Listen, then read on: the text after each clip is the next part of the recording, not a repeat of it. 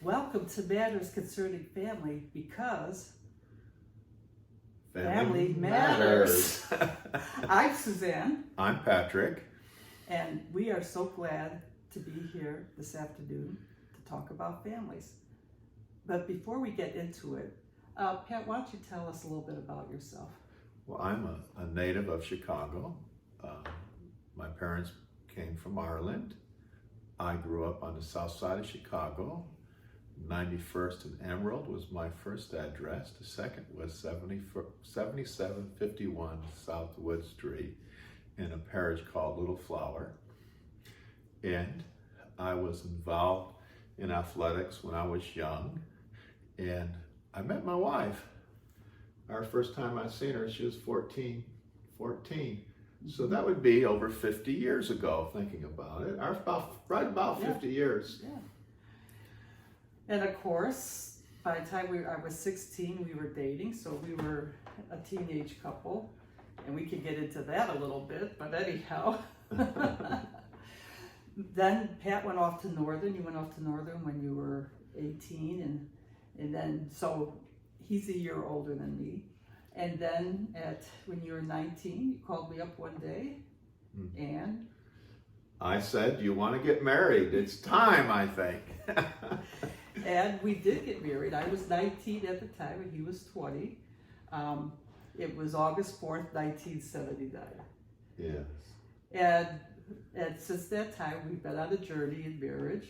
Mm-hmm. And there's been a lot of like ups and downs, right? Oh, a marriage is a journey. It's a wonderful journey, especially when love exists between and love is growing.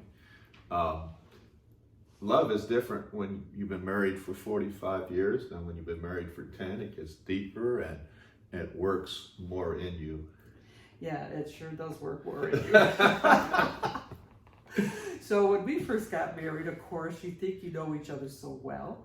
And we went on a honeymoon, and she's going to exaggerate. No, and I'm going to tell the truth here.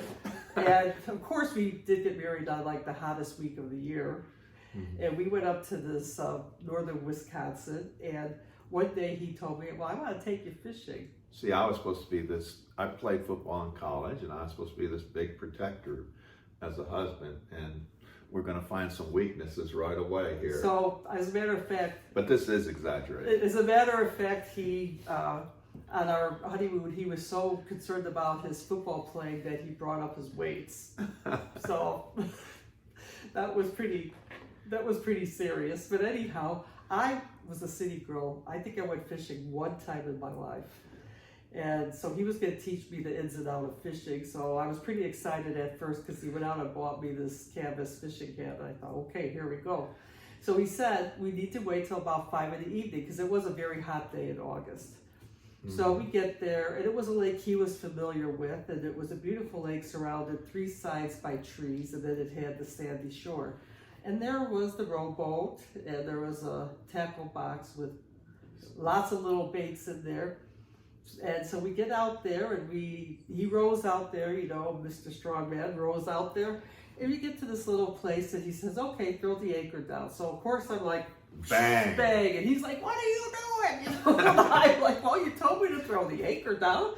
And so we were fishing there for a little period. There was absolutely... And I said, let's get out of here. You ruined it. You messed it up. Yeah, there was absolutely... You scared all the fish away. We got to go somewhere else. There was absolutely no results, just put it that way.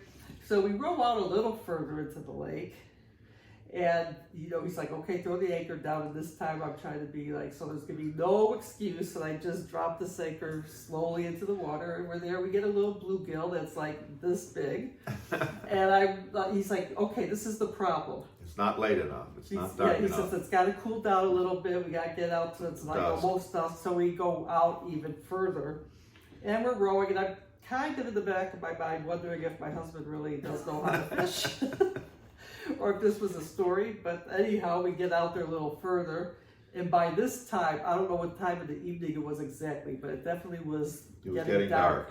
And all of a sudden, out of nowhere, I feel these things flying over my head. Of course, I was unfamiliar with that too because I lived in the city and not in the country. And I'm like, what is that? And he's like, and it's like, it's bats. And I'm like, bats?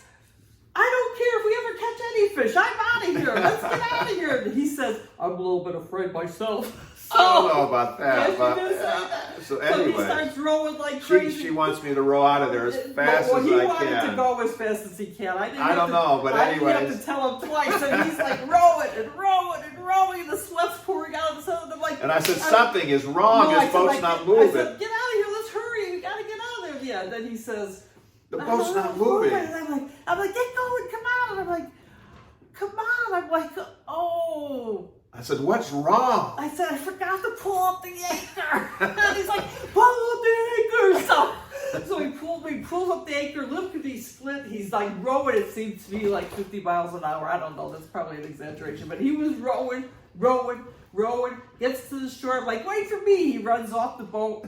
I'm like, where is he going? I'm like, wait. I was getting kind of scared because I'm like, okay, more bats. I can't handle this.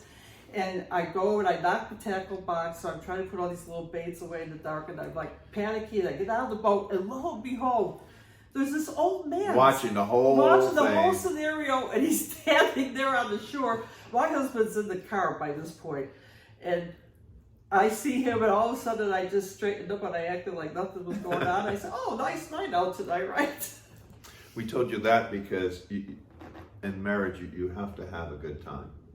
Marriage has to have interaction, love, communication. You need a good sense of humor. And yes, You to get through it definitely all. need a good sense of humor. But it also shows that right away there was a different understanding. Mm-hmm. And there's going to be differences in marriage. But actually, I think, did you want to talk about why we want to have this? We want to have this podcast because marriage is under attack.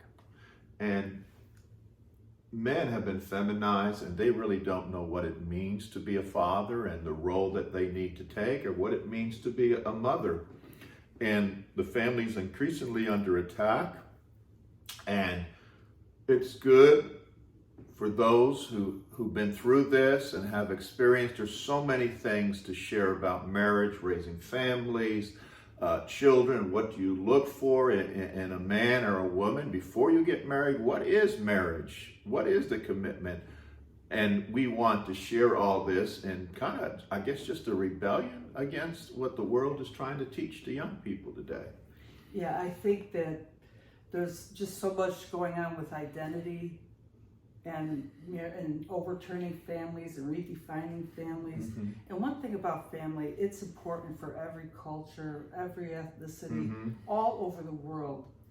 And so- Family is so important, and there's differences in customs and cultures and things like that, but there are some basic core foundational truths about family that we need to explore.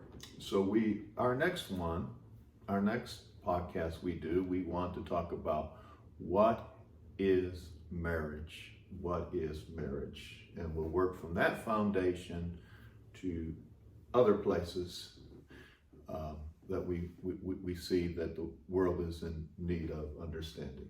It sounds good to me, babes. All right, we look forward to this. Hope you can join us.